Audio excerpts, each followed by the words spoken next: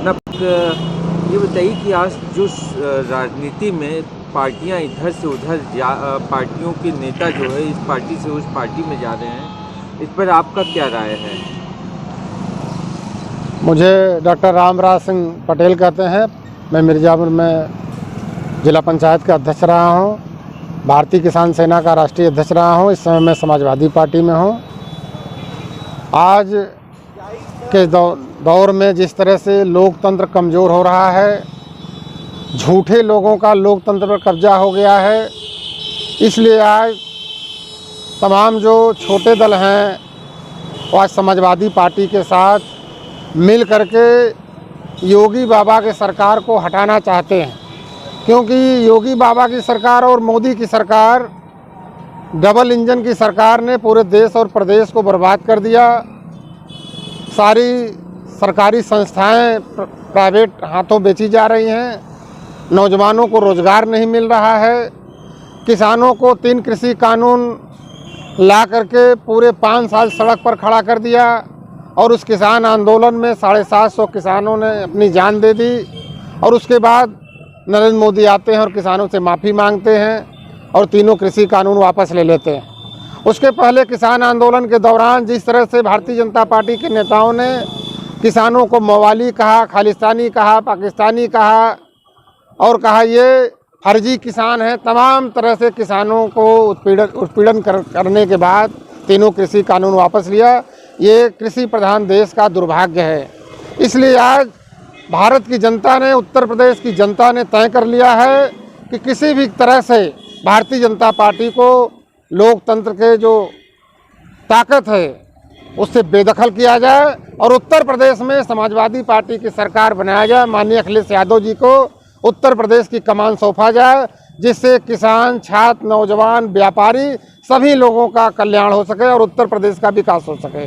आपकी पार्टी में अभी भाजपा से सारे लोग जो है निकल कर आ रहे हैं और इधर पार्टी के नेता कह रहे हैं कि जो दंगई हैं, जो मतलब असामाजिक लोग हैं, वो अब हम छाट कर निकाल कर उनको बाहर कर रहे हैं। चूँकि 2017 के चुनाव के समय जिस तरह से लालीपाप दिखाया गया, 2014 में जिस तरह से चुनाव के समय लालीपाप दिखाया गया भारतीय जनता पार्टी के नेताओं द्वारा कि हम भ्रष्टाचार ख़त्म करेंगे, बेरोज़गारी ख़त्म करेंगे, 2 करोड़ नौजवानों को रोज़गार देंगे, लेकिन आज उन्होंने एक भी काम पूरा नहीं किया और पिछड़ों के साथ बहुत बड़ा अन्याय किया।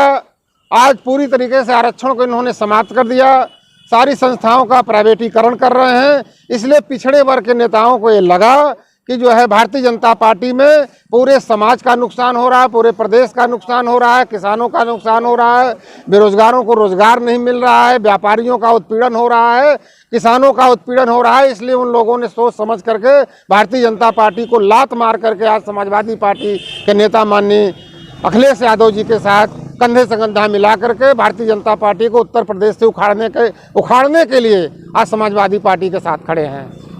क्या एक निष्पक्ष राजनीति के लिए एक ही पार्टी में चलना, क्या ये जो इस तरीके का दावा मतलब कहता है कि एक ही पार्टी के साथ चला जाए, क्या ये होना चाहिए कि नहीं होना चाहिए? देखिए, भारत के लोकतंत्र की खूबसूरती है कि जहाँ जो है उत्पीड़न हो, जहाँ लोकतंत्र की अवहेलना हो, जहाँ लोकतांत्रिक प्रक्रियाओं के तहत सरकार न चले, वहाँ लोग अपने विचारों से लोकतंत्र को बचाने के लिए एक जगह इकट्ठा होकर के तानाशाही, अहंकारी, दुराचारी, बलात्कारी सरकार को हटा करके एक अच्छी सरकार ले आएं, जिससे जो है उत्तर प्रदेश और देश का विकास हो सके।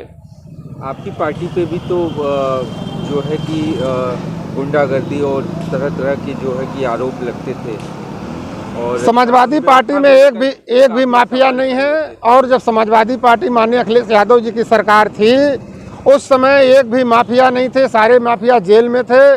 जिनको आज कहते हैं हमने जेल में भेज दिया, उस समय भी मुख्तार अंसारी जेल में थे, उस समय बड़े बड़े माफिया जेल में थे। बल्कि माननीय अखिलेश यादव जी ने 100 नंबर चला करके पुलिस का पूरे दुनिया में सबसे बेहतरीन व्यवस्था दिया कि कहीं कोई घटना, दुर्घटना, अपहरण सड़क पर हो, कहीं डकैती हो, चोरी हो, लूट हो, तुरंत वहां पर 100 नंबर पुलिस पहुंच करके जो पीड़ित लोग थे उनका मदद करने का काम करती थी। आज 100 नंबर को 102 नंबर इन्होंने कर दिया। उस समय 1 रुपया पुलिस वाले नहीं लेते थे किसी उत्पीड़ित लोगों से। आज वो 102 नंबर भी भ्रष्टाचार में लिप्त हो गई है और 112 नंबर जो है आज पूरी तरीके से फेल हो चुकी है। क्या लगता है 5 साल आप सत्ता में नहीं थे और जो बदलाव आप करना चाहते थे, जो अधूरे काम छूट गए थे, उसे कैसे पूरा करेंगे सत्ता में? देखिए, समाजवादी पार्टी किसानों की पार्टी है, बेरोजगारों की पार्टी है, नौजवानों की पार्टी है, पिछड़ों की पार्टी है, दलितों की पार्टी है। जो भी काम पिछली बार नहीं हो सका था उसको माननीय अखिलेश यादव जी करेंगे और साथ में ही 300 यूनिट बिजली फ्री देंगे। किसानों को जो सिंचाई के लिए पंपिंग सेट की कनेक्शन है उसको फ्री कर देंगे। किसानों को पेंशन देंगे, बेरोजगारों को रोजगार देंगे, नौजवानों को उचित शिक्षा की व्यवस्था करेंगे। आज तो शिक्षा का व्यवसायीकरण हो गया, गरीब का बेटा शिक्षित नहीं हो पा रहा है। इस तरह से व्यवस्था भारतीय जनता पार्टी ने कर दिया है। फ्री की राजनीति पे आप कहते हो कि वो फ्री का गल्ला बांट रहे हैं और आप भी कहते हो कि फ्री की इलेक्ट्रिक। देखिए, इन्होंने कहा था कि 2022 में हम किसानों का इनकम दूना कर देंगे और आज किसानों का इनकम आधा हो गया।